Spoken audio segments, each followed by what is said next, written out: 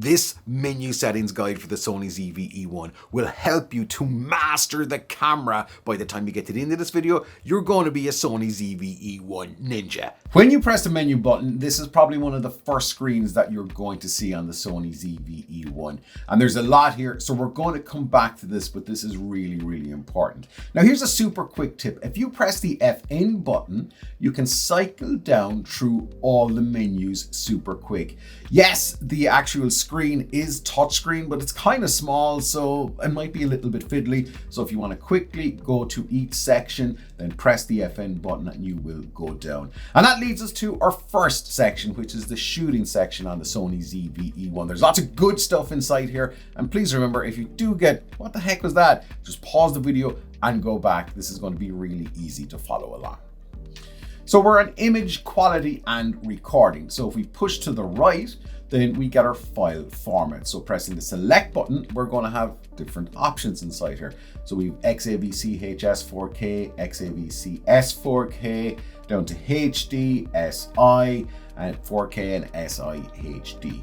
Now, these are compressed, which means there's a lot going on. So if your computer is a bit slow, it might struggle, but the file sizes on the card are going to be a little bit smaller. And then the i4K and the iHD, these file sizes are very, very big, but there's very little compression and they will run on a lot of computers, even older ones, so they're going to be easier to edit. For me, I always kind of use this one, but on the Sony ZV-E1, and what I'm shooting this on is the Sony FX3, so I kind of go for that one a lot of the time, right? Now, the other ones, there's certain modes that are only available in certain resolutions, and we will come back to that. But if you want that 120p, it's only really going to be in this one for now. So that's your file format, and I'm going to keep it in HD for a second. So if we go to movie settings, then we get our frame rate. So we can get 120p, 24p, 30p, or 60p. So these are how many frames per second essentially is what's happening, and you can slow that down in post-production. So on a 24 frames per second timeline, you could slow 120p down to 20%. So it's really smooth. So you got to decide on whatever frame rate that you want. In a lot of cases, if it's lots slow motion, it's going to be 24p or 30p. And if we jump back here really quickly to file format, we'll see if we go back to 4K and movie settings, we only have a few options. Now in time, the Sony ZV-E1 apparently will be upgraded, so we will have 4K 120p here as well. So let's leave it on 4K. Let's go with 24p. Now the record setting is maxed out at 240 megabits, 422 10-bit, which is insane quality. And with insane quality comes insane file size, but memory cards are relatively cheap. And I've left a link in the description for ones that I use all the time. So if we go back again here, and let's go back to the compressed version, which nothing wrong with it, but just keep in mind, you might have to make a proxy, or you might have to kind of use a bit of a computer with a bit of oomph in it to get going. But if we go back to the movie settings here, we can now change the record setting so we can have 8-bit or 10-bit. Now the difference between 8-bit and 10-bit, essentially it comes down to colors. So you're dealing with billions of colors on 10-bit and you're dealing with millions of colors on 8-bit. In most cases it makes no difference, but all that banding that you might see on gradients and stuff like that, you're not going to get a lot of that with 10-bit color. And then 150 megabit, 200 megabit, not a lot between it, but basically that's the megabits per second that's recording. And the more you have, the better it looks, especially when there's motion going on in the camera when you're moving left to right or whatever. So I'm going to leave it on the old 200 megabit 422 10-bit, and we're going to go our frame rate down to 24p. Now if we press menu, we can go back. And by the way, a quick tip here as well, if we press the trash can icon, it gives you a really short explanation of what each setting does. Press menu to go back. S&Q settings, these are kind of slow motion settings if you want to use the S&Q mode, which is a dedicated button on top of the camera. So our frame rate settings, we can change this to 24, 30, 60, 120, and then that's the recording frame rate, and the other frame rate then, whether it's 30, 60, 1 frame per second, depending on what you want to do. And you can see down the bottom there, the quick motion, every time you change one of these, it tells you how long is required for recording and what you're going to get out of it. So I'm going to press menu to go back here. And then the record setting, 280 megabits per second or 200.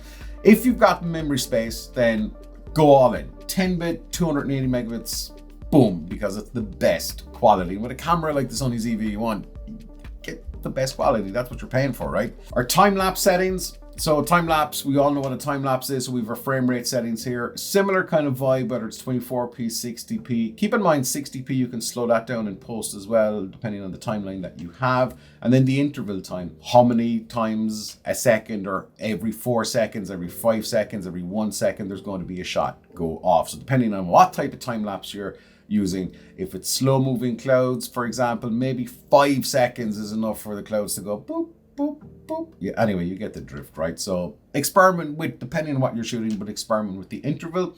And then the actual record setting. Again, let's go all in. 200 megabits, 10-bit footage. And then our video light setting, we can have this on for 2 seconds, 5 seconds, or 10 seconds. And again, just to give an explanation of this, because Sony do it well, press the trash can icon, sets the video light illumination setting during time-lapse shooting. That's kind of it. Don't really need it, in my opinion. But anyway, let's press menu and go back.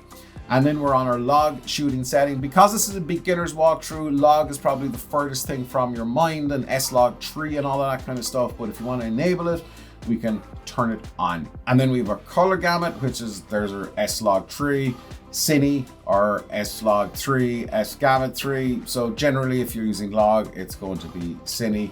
And then we can embed our LUT file if we want. So we can see a file embedded that we can import into the camera. Pretty advanced for now, but it can be done, and it's really easy to do. You just put the LUTs onto the memory card, the special folder, and you bring them in. So I'm going to take log shooting off, and then we shall continue on our Sony ZV-E1 complete settings walkthrough journey. Right, menu to go back. Proxy settings. So proxy recording is a low resolution file of what you're shooting. You can do it in post-production, like Premiere or DaVinci or whatever will generate proxies for you, but you can actually get the Sony ZV-E1 to generate them at the same time it's recording, and you can link them. Personally, I never use it, but it's a nice option to have. These are APS-C S35 shooting, so essentially that pushes in on the crop, but it's not available in 4K because 4K is kind of using the bulk of the sensor and it just kind of crops in just a tad. So that's why we're not seeing it there. And then this is a really, really important one, lens compensation. So this one here, if it's valid with the lens, and it's a lot of Sony lenses, turn this on, okay? Turn this on. It's not valid on this lens, which is a Viltrox 24mm, but this, turn it on. I can't say it enough. Turn on breathing compensation. Now, that is the end of the image and quality and recording. So moving on to the media. Pretty simple. This is something where you're going to see yourself doing it quite a bit. This is format, so you can just cancel or enter to format the SD card that's in the camera. When it comes to the SD cards, make sure you format them in the camera. Don't format them on your Windows PC or your MacBook or your whatever. Just format them in the camera, specifically whatever camera that you're using. That's a good tip. It just works so much more reliable. SD cards can screw up regardless, but give yourself a good chance by formatting these things in the camera.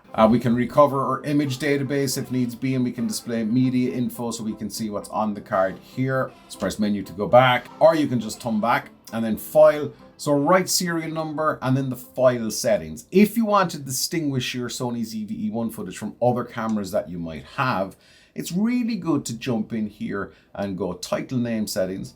And we can just press select here, and let's give our footage a name. So we're going to call it ZV-E.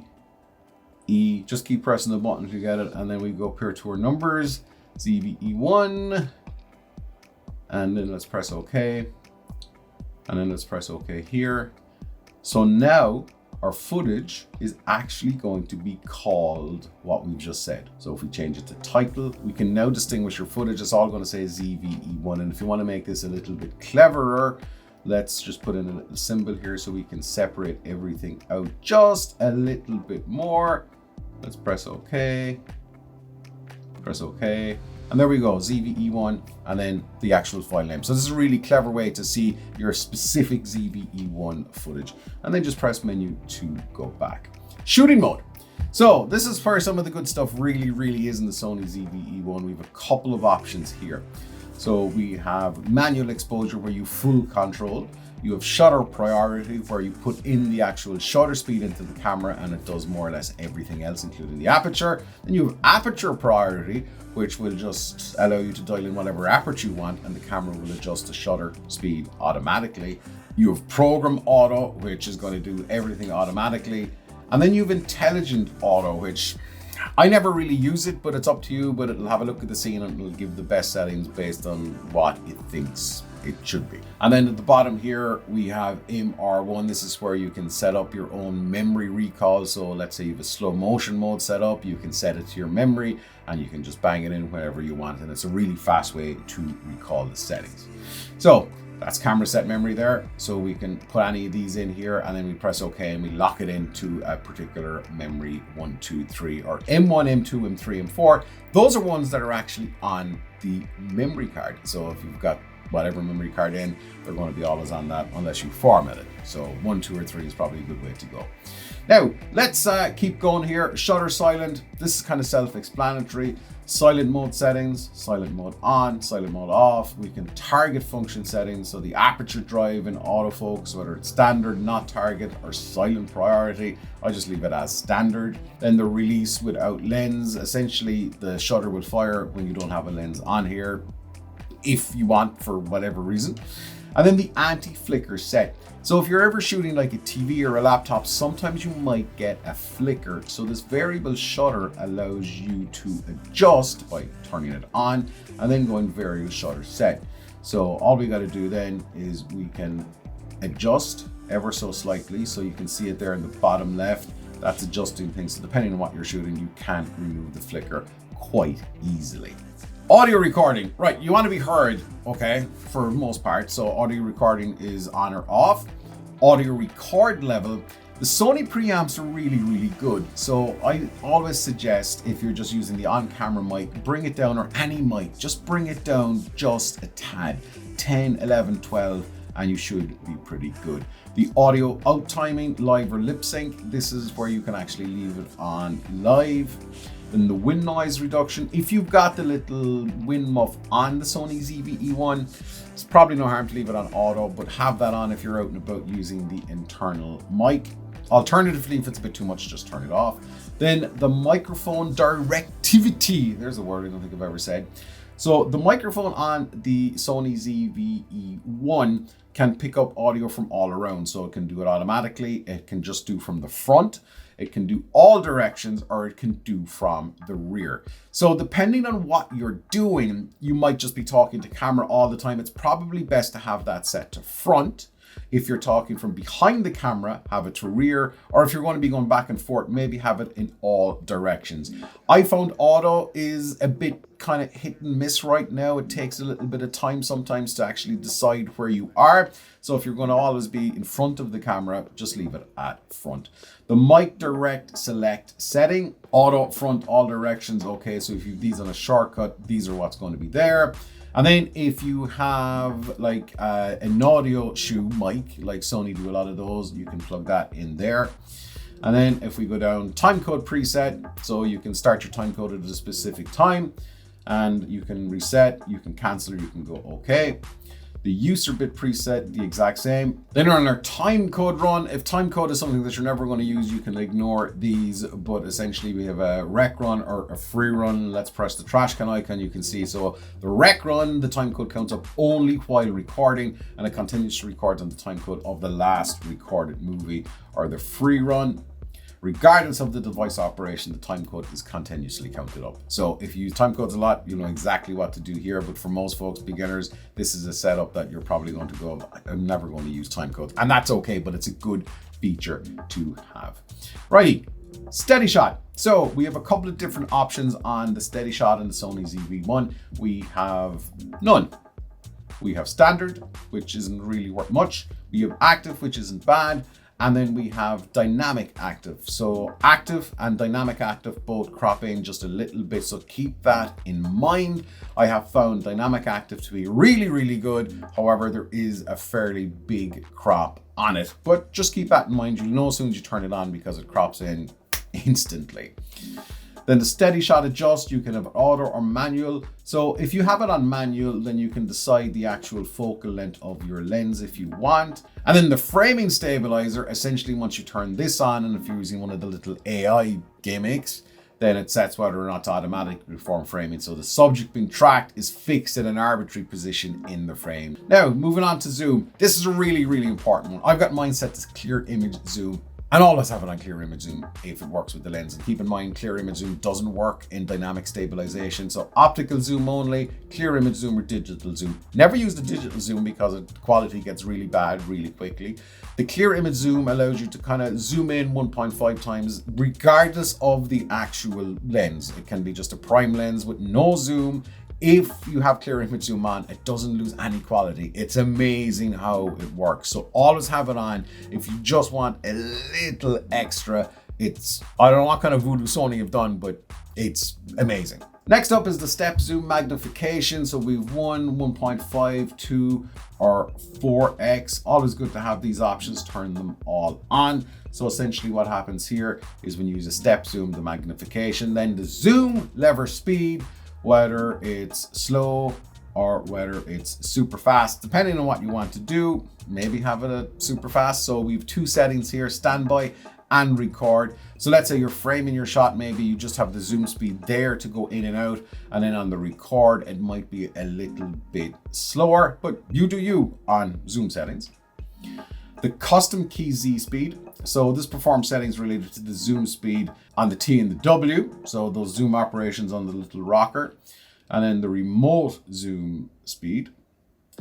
So if you've got a remote control, then you actually decide the speed there. So there's a lot of speed settings on that. Again, I find zooming is good for framing, but in reality, it looks a bit like 1980s. But anyway, just keep that in mind. Then the shooting display.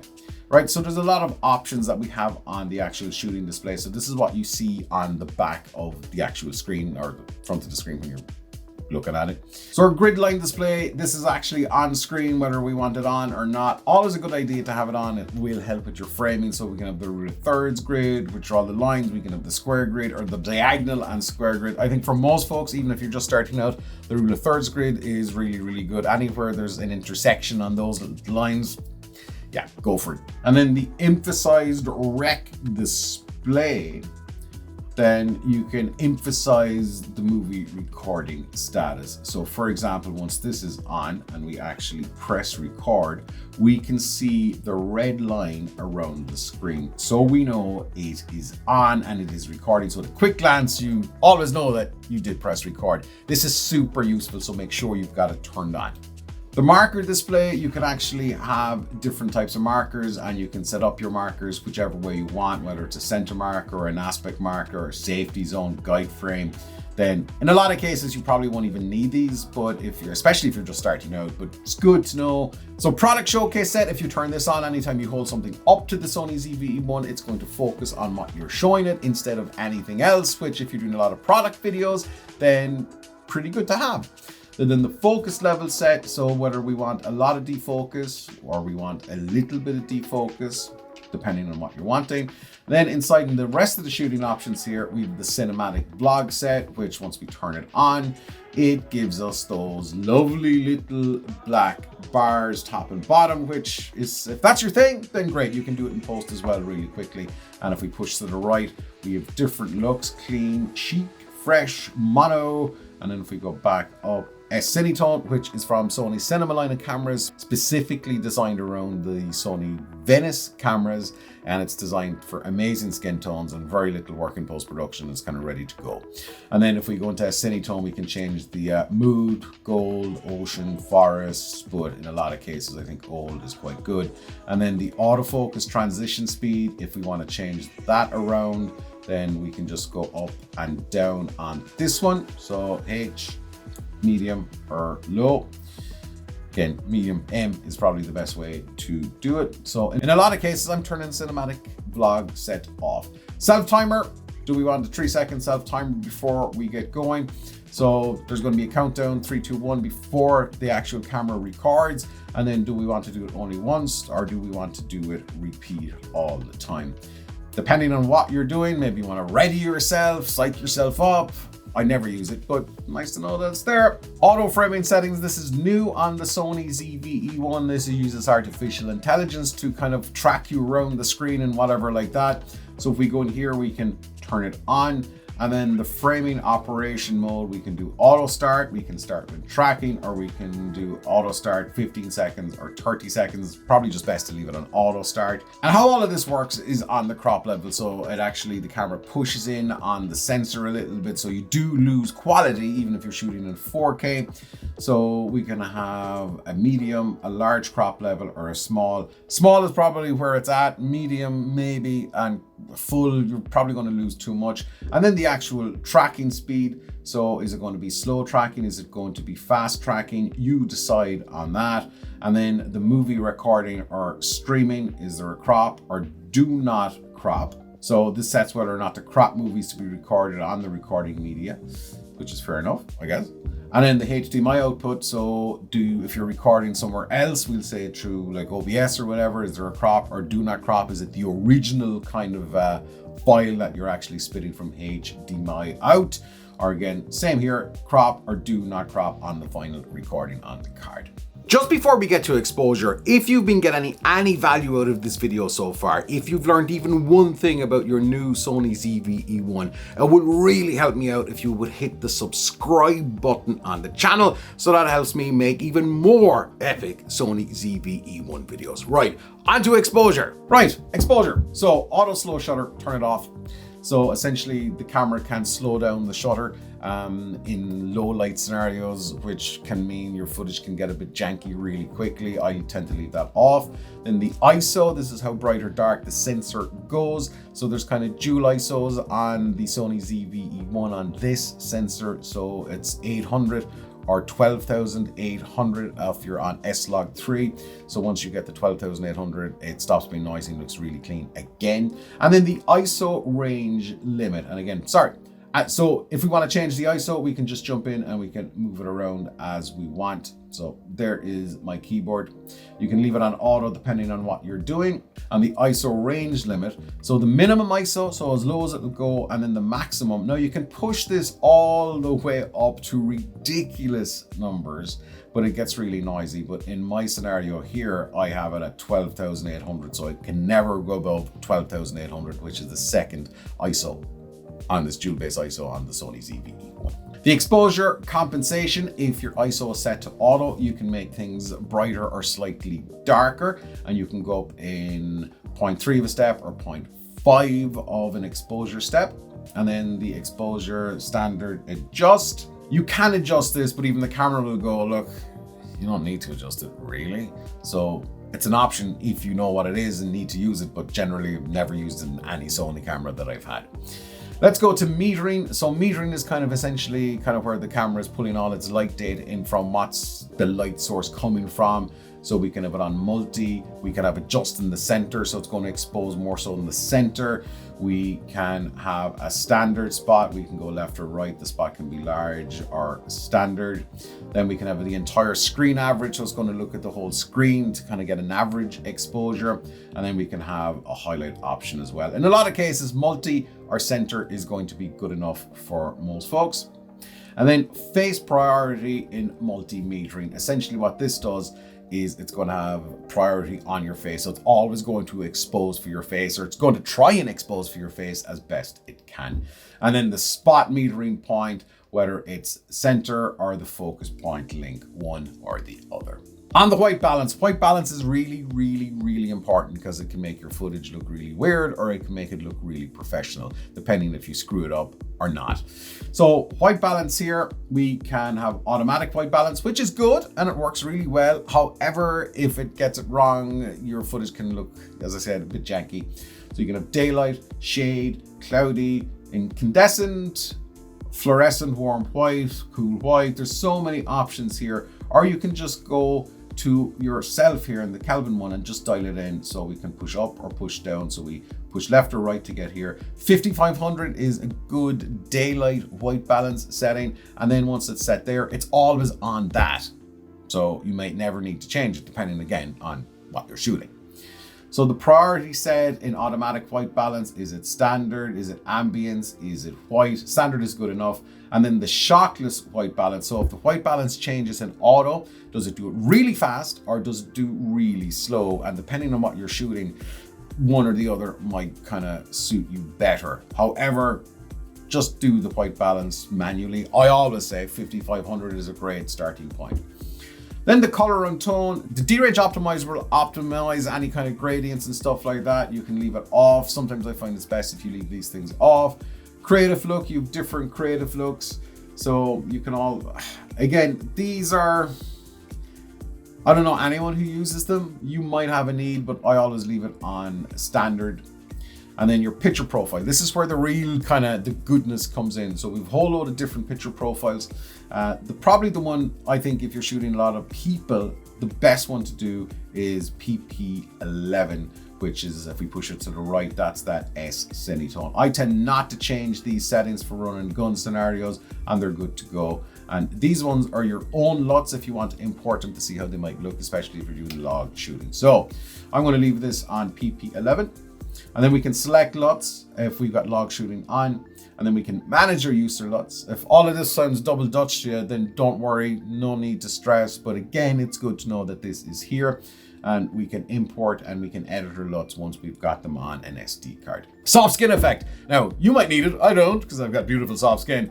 This is another kind of a gimmick. It's a filter essentially that makes your skin either look middly soft, lowly soft, or highly soft. It's awful, don't use it. Our zebra display is very handy once we turn it on, because anything that's overexposed on the Sony ZV-E1, there's going to be lines, black and white lines, like a zebra, hence it's called zebra display. So zebra level is 70, 75, 80, depending on what you're shooting. If you're shooting S-Log3, for example, the standard range should roughly be around 50 to 55, and maybe, you know, plus or minus 2. So then anytime you see zebra lines on skin, that means you're overexposed on the skin, and so on and so forth. So you do you on this. Again, it might be a little bit advanced for now, but it's always handy to see, okay, that's blown out. I'm just going to see a wall of white there. Now that's exposure and color. And let's go and press FN to go back to the next one here. This is the autofocus. So as far as I'm concerned, from what I've seen with the Sony ZV-E1 so far, it's got some of the best autofocus on the planet. You don't have to do anything with it right out of the box. But if you want to start fiddling, let's go to AF/MF. So focus mode, in here we can change it to continuous autofocus or manual autofocus. And then the transition speed, does it go from fast to slow when it's changing focus?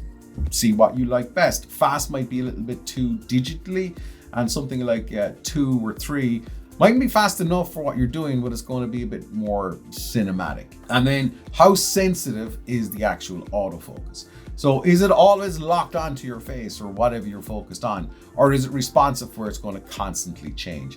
Hard to kind of suggest a setting here depending on what you're doing, because it's one or the other really. It's either locked on or it's not. 3 might be a happy medium in the middle. See how that works out for you and then make those changes. And then the autofocus assist. So you can actually see this with a focus ring. So it automatically focuses to the change subject when the ring operation is stopped.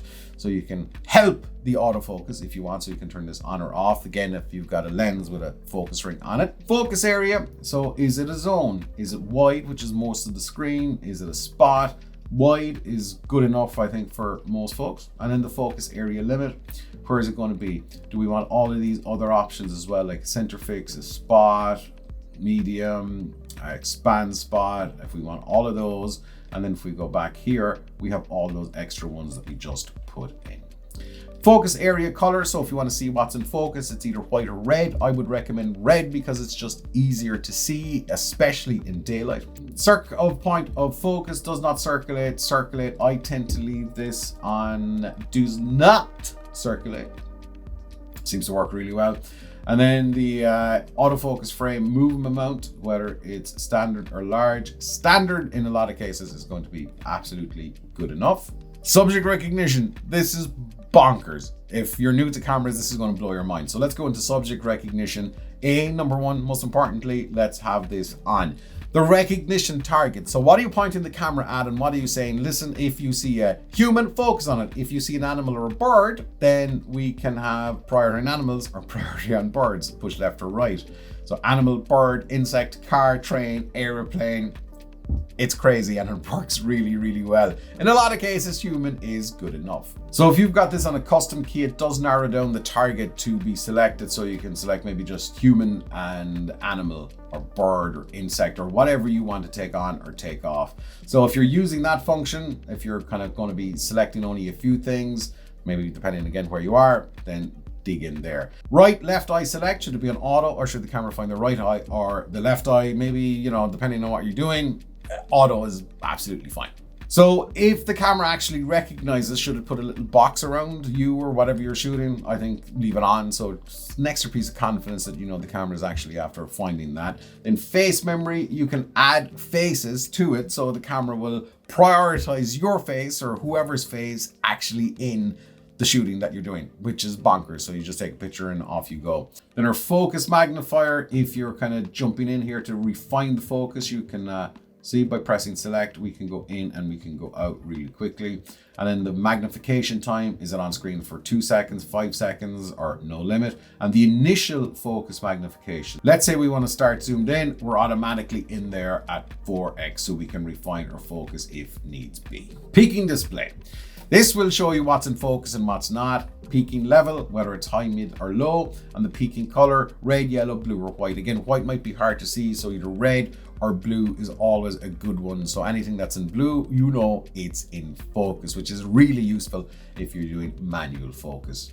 That covers the automatic focus, the manual focus. Now let's just jump down to playback. So the hard stuff is almost over, or maybe none of it's been hard. Hopefully you guys have been following along so far. Playback target, view mode, date view, folder view, or movie view. So depending on your playback, whatever view mode that you want, I tend to leave it as is.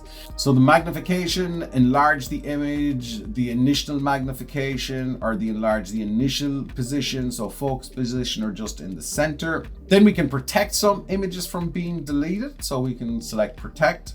So we can go, for example, all with this date. So protect all images with this date, select OK. And there we go. And then we can see at the top there, a little key. So anything that has a key has been something that has been protected from deletion on that particular date. So none of those. We can do a rating, or then we can do a rating set in a custom key. So we can have a particular custom key for rating. So let's say we only wanted to press a custom key for 5 stars. So that's the big banger photograph. Then that's all we'd have. Now keep in mind, if you want to know to customize the Sony ZV-E1, make sure you subscribe because we've got a super customization video coming as well. Now let's bounce back here, delete. We can delete stuff if we want. So we can go multiple images. We can delete all with a particular date if needs be. We can delete by pressing twice. So if we turn this on, all we have to do is double press the delete key and that's it. So let's say we want to just double delete this, or double delete, double press, done, it's gone. So depending on how confident you are of never deleting anything, might be an idea to have this off. So it's always going to give you some confirmation whether it's cancel first or delete first. So keep that in mind. Then we can edit stuff that's on there. We can crop, we can rotate.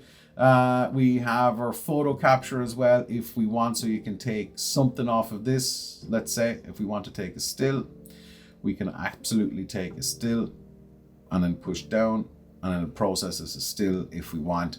Not the greatest way to do it, to be honest. You could do it absolutely in post-production, but you do you. Continual playback for interval. So this will play back a whole bunch of images if you've got them all kind of shot on burst mode. Same for the play speed, and then you can have a slideshow if you want on this tiny little screen. Then our playback option, you have our image index. So it displays the image index. You can display as a group, display rotation. And there's a whole bunch of other settings here, which you're probably never going to really look at until you get the smartphone connection. So we want to get our smartphone connection going here. The Creators app is really good, by the way. You can connect a smartphone through here. Then we have our PC remote function. So this is if you're plugging directly into a PC. You can select on cam and send. So this is the images that you would send directly to whatever you're sending it to. So we can send an image, all with this date, filtered images or multiple images, and then the size of the sending image. Do we do the original? Which if it's a raw one, it's going to be a big one. Sending target, should we proxy only? The low res version, should we send the original only? And then a movie with any shot marks, cut to 15 seconds, 30, or don't cut. The raw and JPEG send target, raw, if that's what we should be sending. And then the reset the transfer status. So this resets the transfer status of the image set to the smartphone. So you reset if you want to send the image again after you have sent the image, if that makes sense. We have a remote shoot setting here on the Sony ZV-E1. So if you're using the camera remotely, where is it going to save the image? Is it going to be the destination and the camera? Is it going to be the destination only, which could be your phone or computer? Or is it only going to be on the camera? I think in most cases, destination and camera is the best place. In the streaming section, USB streaming is something that a lot of people will potentially be using this camera for. And here's the settings for it. So the output resolution, should it be, if you've got the bandwidth, 4K 30, 4K 15, then if we want to do, a lot of people really want to be streaming in 60p, that's the option to do it. Then the movie recording during streaming, depending on your setup, you may want to record onto the actual camera as well as OBS or whatever software that you're using. So you can enable that. And keep in mind, as the camera's saying here, if it's recording here internally, it's going to eat more battery juice. Just so you know. Then our Wi-Fi settings here, they're all, again, the best tip I could give you here is Wi-Fi frequency band, 5 gigahertz, that's the best one if you've got 5 gigahertz router or whatever, otherwise 2.4. We've got all our Wi-Fi settings here, really straightforward to set up. Not going to dive into them here completely because you're probably not going to need them all the time. Then our Bluetooth function, so we can have our pairing, so we can see if we're pairing anything here. This is the name, device name ZV-E1. You can manage the paired device, so we can see I've got my iPhone there, so if I selected that, I can delete it, for example. Then Bluetooth remote control. If you've got a Bluetooth remote control, this is where you turn it on or off. And then you can display device address. If you're using a wired LAN, here's your IP address settings, and then USB LAN and Tethering, USB LAN connection. So it's going to go away and prepare. So you do need the conversion adapter, which I don't have. So we're not going to do any more with this. Then our network option, really self-explanatory stuff here. Airplane mode on or off. If you're on a plane or whatever, you want to save a little bit more juice on the battery, then airplane mode is a good way to do it. You can change the device name, call it Bob if you want, but I'm sticking mine in ZV-E1. So this is the authentication settings. So you can have this on or off. Essentially, it enables safer communications between any devices that you've got going on. Area and date. Now, depending on the modes that you're in the country that you're living in, this will be set automatically. But if you're in a PAL region and you want those kind of more cinematic frame rates, for example, then you would change to NTSC, and this is where you would change it and you get more frame rates out of there. Keep in mind though, if you are shooting in NTSC in a PAL region, a lot of lights will flicker like crazy because it's just a different frequency. So keep that in mind if you're shooting outdoors, because I've often ruined shots by having it in NTSC in a PAL region. But anyway, something to know, extra bonus tip. Then we can have our area and date and time setting, pretty self-explanatory. We can reset all our settings. We can save and load settings if we want. So we can save them onto an SD card if we want. We can select save new and we can call them whatever we want. And likewise, we can load them back up. So you'd always have a memory card maybe with those settings, which is really good to have. Once you put all this work in to customize it, and speaking of customizing, I'm not going to go through these now because these are a dedicated video and I don't want to melt anybody's brain. But you can customize every single thing about the Sony ZV-E1. The photo settings, the video settings, the playback settings, the custom keys, the function menu settings. This one, the FN menu, which looks like this if we press FN, this is one of the best features on any Sony camera. So if you want to see how to customize this, make sure you do subscribe, but we'll come back to that in another video. We can set up our display screen, what's on there. So do we display all info? Do we want no disclosure info? Do we want no display info? We want exposure on time. So you can change all of these, and every time that you press display, it's going to change what you see on screen, as you can see there. Then this is probably the most useful tip for the Sony ZV-E1. Rec with shutter. If you turn this off, you're out of your mind, but you need to turn it on. Why? because if you press the shutter button, not the record button, if you press the shutter button, it will start recording. So you can go this one, which is the record button, or you can go this one. It's just so useful. I always have that on. Dial customize, so I need the dials. You can customize all of these. Again, we're going to do these in another video. Touch operation. So do you want to touch the screen? Yes. Do we want the shooting screen on? Do we want the footer touch icon on? If we swipe left or right in the screen, what do we want? So if we swipe to the right, do we want the left and right display to come on, those mad little crazy icons? If we swipe up, do we open the FN menu or we press the button? Which is easier, or do we just want to turn it off? And then the icon on the monitor is flip. Do we want to flip them, or do we not want to flip? And that's the shooting screen. On the playback screen, do we want it on or off? And the exact same for the menu screen. Then the accessibility, there's a screen reader there if you need it, and the monitor. So the monitor brightness, this is something that will eat the battery just a little bit more. So do we change to manual, where you decide how bright things are, or do we want it on sunny weather? Sunny weather is where it's at, not in this country, but it's no harm to have the screen as bright as you can. But again, keep in mind that is going to start trickling down the battery. Display quality, standard or high. I always leave it on standard. You might need a need for high, but anyway. And then when you flip the direction of the monitor, so if you pull the monitor out, do you want it auto? Do you want a horizontal flip? Do you want a 180-degree flip or no flip? Auto works really well. Then our display option or TCUB display setting. Do we want the counter, TC time code, or we want a U-bit? Counter works good enough. Gamma display assist. This kind of works if you're shooting in log, and our gamma display assist type. Is it auto? Is it S-Log3? Auto seems to work really, really well if you're going into log. And then do we want the auto review on? So if you take a photo or whatever, will it pop up on the screen for 2, 5, or 10 seconds, or just not at all? And then our shoot mode selection screen. So this sets whether or not to display the screen for selecting detail modes. So we can have display or not displayed, and those detail modes, as we saw earlier on, shutter priority and all of that. Power setting options. Will this turn on the monitor, the screen, or off? 2 seconds, 5 seconds, 10, or will it turn it off after 1? Do not turn it off unless you really want to save battery. The power save start time. So after a minute, 2 minutes, 5 minutes, 1 minute, I think is good enough. And the power save by monitor, both should be linked, or you can open or you can close. And once you close the actual monitor, it will go into power save or open, return, or it does not link. So both linked is pretty good. And this is the most important setting on the Sony ZV-E1. Auto power off, temp high. If you have this at standard, the camera will shut down when it gets a little bit warm. See? There we go. All right, and we're back, and always leave this on high. Just leave it on high. Nothing bad will happen to the camera, not that I've ever heard, not in my experience since the Sony ZV-E1, never an issue. So always leave auto power off, temp on high. Push back or sound option, where the volume settings, there is a little speaker in the Sony ZV-E1. It's not great, but if you want it up loud, you can have the volume settings as you want. Then 4-channel audio monitoring, whether it's channel 1, channel 2, 3, 4, and so on and so forth, depending on what you're doing.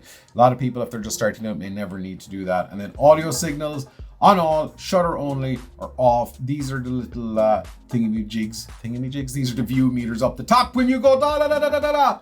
They get really loud or not. So if you see, those going too high, keep that in mind that you could be in trouble. Our USB connection mode. So when you plug in a USB cable to the Sony ZV-E1, you select when connecting. Or when you plug in a USB cable, is it always going to be USB streaming that you're doing? Which if it is, then that's going to save you a whole ton of trouble. So you decide what you want. Then our USB LUN setting, whether it's multi or single, leave it on multi. Our US power supply. So this essentially decides whether you put power through the camera via USB cable. In a lot of cases, leave it on. In all cases, I guess. Then our external output. So our HDMI resolution. So it's these baby useless HDMI cables, the mini ones, they're tiny, or is it micro? They're awful. They break really easily and you will go through a lot of them. But the HDMI resolution, auto, 4K, 1080p or 1080i, leave it on auto. The HDMI output settings. So do we want to record media during HDMI output? So we're recording onto the camera. Our output resolution, auto, possibly. Then our timecode output if we have that, and then our 4-channel audio output if we have that as well. Our HDMI info display. So I'm recording directly from the camera right now. So if I turn this to off, the menu is actually back on here and it's gone off of the screen. However, if I turn it back on, I can get those recording here. So depending on what you're shooting, you may need to turn this off or on, and then control for HDMI. If you need to use that, then you can have it on or off. Basically, if you're controlling the device from a TV, stuff like that, I don't think most people really need this, but just leave it on. Our setup option, our video light mode, so sets the video illumination settings such as power link, record link, whatever you want on that one. The recording lamp, that's the little tally light up here, really useful. Always have that on. Sensor cleaning, if you're cleaning the actual sensor, then this is when you would turn this on because it kind of locks in the sensor. Pixel mapping, the camera might ask you to do this when you turn it on for the very first time, otherwise you don't really need to do it. The version, this is the version of the Sony ZV-E1 right now on the lens. That's what we've got in this Filtrox update, or we've got version 1.0 in the firmware. All waiting for that 120p firmware, Sony. When's that coming? So you can display the serial number, privacy notice. And then we are back to the top. My menu one, this is hugely useful for customization. We're going to get into that in another video. And then these ones up here, main 1, main 2. We can change our shutter speed here if needs be, as we can see, as we said earlier on, it's on the variable shutter. We can set our frame rate 30, 60. We can set our aperture if we want to change it. Depending on the lens that you have, then we can change our ISO up and down. We can change our white balance. We can change your picture profile really quickly. So essentially what all of these are here on these two screens are things that you're probably going to be using quite a lot. And it is incredibly useful to have these. If you have made it to the end of this video, oh my gosh, thank you so much. This was a huge video. It took an incredible amount of time to make. This is my bank holiday Monday, day off, gone. Whatever, I want you guys to get as much value out of this camera as possible, and this guide should absolutely empower you to do it. So if you've learned anything, please hit the subscribe button. I've got a whole ton more of Sony ZV-E1 content to come, including how you can get amazing looking cinematic video, including a video that's going to show you how to customize the whole thing so your workflow is going to be super fast. So subscribe really helps me out on the channel. It helps me make more of these videos. So I'll see you on the next one, you absolute iconic legend for making it to the end of this 40 odd minute video.